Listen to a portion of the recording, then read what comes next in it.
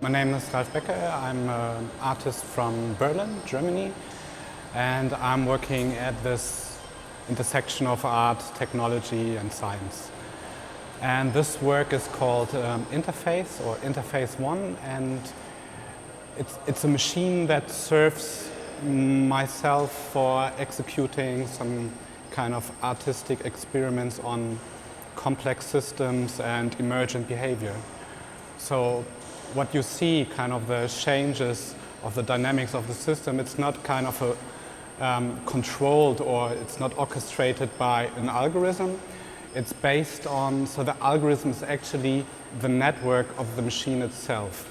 So the machine is just triggered and kind of activated, and through all the interconnections of the red lines and the white lines, they kind of change their shape or their conditions. And so this is the only thing that's kind of sent into the machine are kind of random signals. And everyone knows probably now already that a computer can't be random. A computer is kind of a precise machine. And in order to get some kind of randomness, I use 1, 2, 3 senders. They are kind of Geiger tubes, and they pick up the background radiation of the Earth. So they pick up also cosmic ray showers, so which is something that is completely unpredictable. And these signals are kind of translated or inserted in the machine and enable the machine to develop and to change its shape.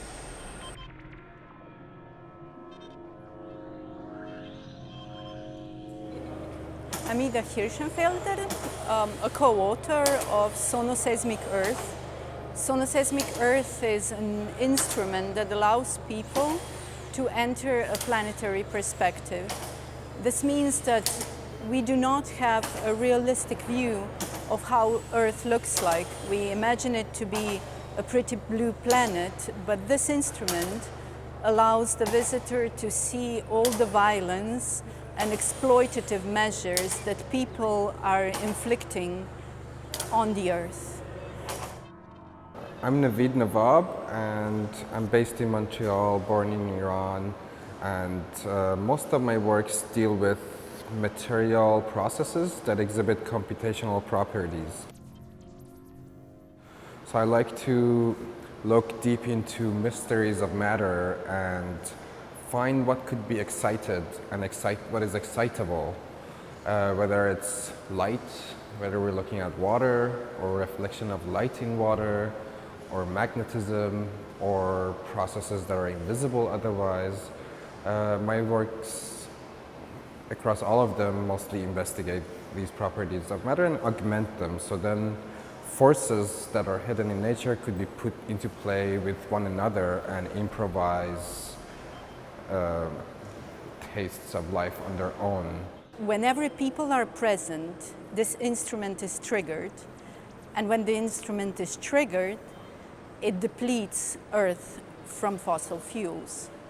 And when fossil fuels are extracted, then seismic movements are induced because the Earth's crust, underneath which the fossil fuels are kept, are emptied out. So there are a lot of seismic movements, and the Earth, with its movement, you see, I move and it's triggered. So when it's triggered, each point pierces through the Earth's core and causes seismic graphs. And those seismic graphs on the Sonoseismic Earth are making the Earth darker and more sinister. Now I'm here with my latest work, my latest installation work called tangibleFlux, plenumorphic chaosmosis. And there are 3 interconnected works that all 3 investigate the same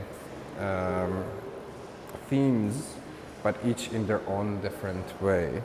So one important thing for me in terms of autonomy is that I don't have a computer that translates things on some kind of display. So in my case, like, the computer is the display itself, so it's kind of one thing. The works investigate the emergence of patterns and order in the universe out of chaos and out of chaotic situations, and how these two forces are not separate but in fact one and the same, and they work with one another to lead to the emergence of interesting patterns in the universe, perhaps arguably leading to the origins of life itself, self-organization, and so forth.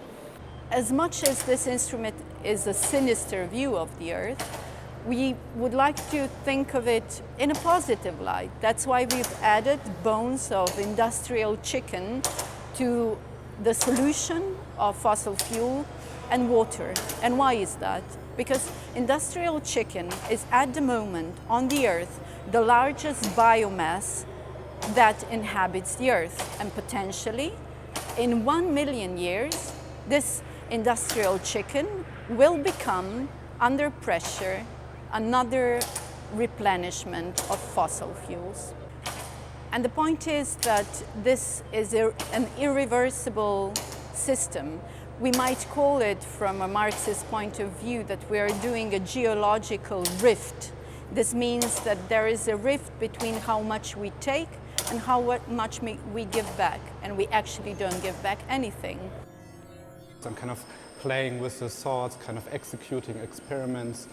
So there's also a moment of aesthetic experience, like if you go here and see it, as you kind of get attached to it, but there's also always kind of a deeper research process involved in doing these things.